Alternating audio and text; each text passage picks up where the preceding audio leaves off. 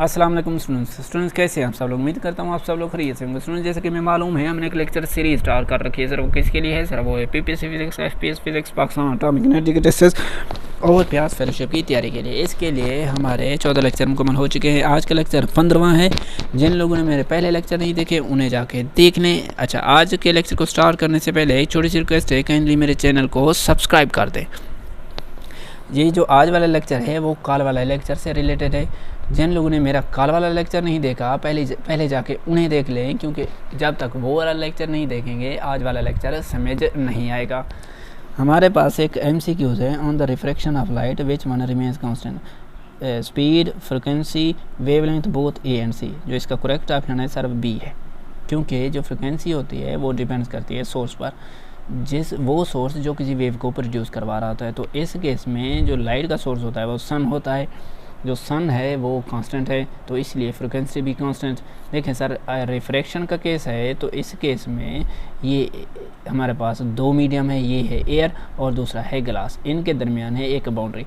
Light आ रही है air से ग्लास की जानिब, जो बेंड्स टुगेदर नॉर्मल हो जाएगी। रिफ्रैक्टिव इंडेक्स का फार्मूला तो हमें आता है, वो इक्वल होता है N=C/Y। जितना किसी मीडियम का रिफ्रैक्टिव इंडेक्स ज़्यादा होगा उस मीडियम में स्पीड ऑफ लाइट उतनी ही कम होगी। हमें पता है refractive index of the glass जो होता है वो ज़्यादा होता है refractive index of the air से। तो इसीलिए हम कह सकते हैं ग्लास में स्पीड ऑफ लाइट कम होगी, क्योंकि उसका रिफ्रैक्टिव इंडेक्स ज़्यादा होता है। अच्छा, स्पीड ऑफ लाइट का फार्मूला होता है V=F लैम्डा के बराबर। स्पीड क्योंकि ग्लास में कम है, उसकी एक्चुअल वजह ये है क्योंकि ग्लास में जो वेव लेंथ ऑफ लाइट होती है वो कम हो जाती है, लेकिन फ्रिक्वेंसी हमेशा कांस्टेंट रहती है। तो ये बात ही याद रखें। एक और एग्जांपल इसकी ये है कि जब आप लोगों ने ट्रांसफार्मर तो देखा होगा, ट्रांसफार्मर एक्चुअली वोल्टेज और करंट को तब्दील कर सकता है, लेकिन फ्रिक्वेंसी को तब्दील नहीं कर सकता। उसकी वजह ये होती है क्योंकि फ्रिक्वेंसी ऑफ जो AC करंट होती है वो इक्वल होती है फ्रिक्वेंसी ऑफ द कॉइल्स। वो कॉइल्स जो ग्रिड में घूम रही होती हैं वही करंट का बायस बनती है AC का, तो वही फ्रिक्वेंसी का बायस भी बनती है। वो फ्रिक्वेंसी जो होती है वो इक्वल होती है इन ट्रांसफार्मर।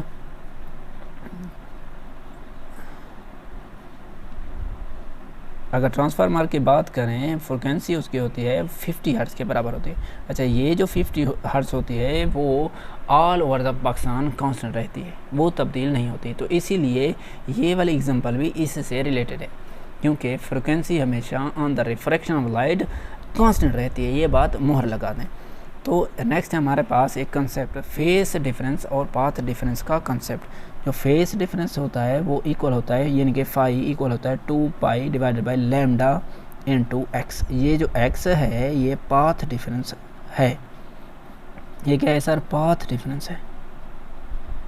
ये जो फाई है ये फेस डिफरेंस है। ये क्या है सर? Phase difference. नेक्स्ट हमारे पास इससे रिलेटेड MCQs है। फर्स्ट MCQs है, if path difference between 2 points is λ/2, तो फेस डिफरेंस क्या होगा? फेस डिफरेंस का फार्मूला जिन लोगों को आता होगा MCQs में वो तो इसे आसानी से सॉल्व कर लेंगे, यानी कि वो इक्वल होता है 2π डिवाइडेड बाई लैम्डा। तो x हमारे पास पाथ डिफरेंस होता है, ये वाला x, ये वाला।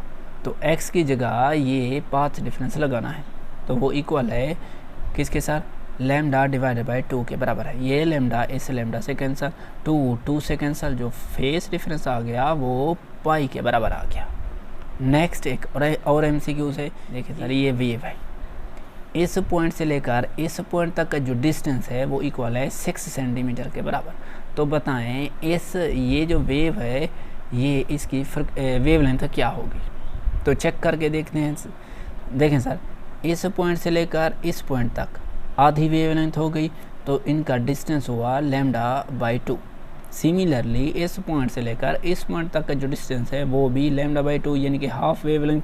सिमिलरली ये भी हाफ वेवलेंथ के बराबर हो गई। देखें सर, ये 3 हाफ वेवलेंथ हैं, 3 हाफ वेवलेंथ। ओके सर, ये इक्वल हैं 6 सेंटीमीटर के बराबर। तो पुट कर देते हैं, जो इसका आंसर आएगा ये ऊपर जाके मल्टीप्लाई होगा 12 सेंटीमीटर। ये 3 यहाँ पर है ऑलरेडी, तो ये जब काटेंगे तो इक्वल आएगा 4 सेंटीमीटर के बराबर। जो वेवलेंथ की वैल्यू है वो इक्वल है 4 सेंटीमीटर। सिमिलरली नेक्स्ट MCQs है, ये देखें इस एक्सेस के अलॉन्ग टाइम है, टाइम जो है वो मिली सेकेंड में है। ये पॉइंट 1, 2 और 3 हैं। ये एक वेव है जो मूव कर रही है, इस डायरेक्शन में प्रोपगेट कर रही है। इस पॉइंट से लेकर इस पॉइंट तक जब वेव चलती है टाइम लगता है उसे कितना सर, 2 मिली सेकेंड का। तो बताएं इस वेव की फ्रिक्वेंसी क्या होगी। ये बड़ा आसान MCQs है। देखें सर, पूरी वेव के लिए जो फेज डिफरेंस होता है वो इक्वल होता है 2 पाई के, वो इक्वल होता है लैम्डा के। जो टाइम पीरियड होता है उसे T से डिनोट करते हैं। ये एक वेव के लिए है। देखें सर, यहाँ से वेव जब चलती है, यहाँ से ये आधी वेवलेंथ हो गई। सिमिलरली ये आधा ये कवर जब करती है तो ये एक पूरी वेवलेंथ बन जाती है। एक पूरी वेवलेंथ के लिए जितना टाइम रिक्वायर्ड होते हैं उसे कहते हैं आप लोग टाइम पीरियड। तो इस केस में ये जो टाइम लगता है वो है 2 मिली सेकेंड के बराबर। तो टाइम पीरियड बना इस वेव का 2 मिली सेकेंड। ओके सर, तो बताना क्या है, फ्रिक्वेंसी बतानी है। तो फ्रिक्वेंसी का फार्मूला होता है 1 डिवाइडेड बाई टाइम पीरियड, जो 1 डिवाइडेड बाई 2 मिली का मतलब होता है 10⁻⁻3। ये जब ऊपर जाएगा 1000 डिवाइडेड बाई 2 के बराबर आएगा। जब इसको इसके साथ काटेंगे तो इक्वल आएगा 500 हर्ट्ज़ के बराबर। तो 500 हर्ट्ज़ को बाद लोग यूँ भी लिखते हैं किलो हर्ट्ज़ के बराबर। तो आज के ये हमारे MCQs हो गए। तो मिलते हैं नेक्स्ट, तब तक के लिए अल्लाह हाफिज़।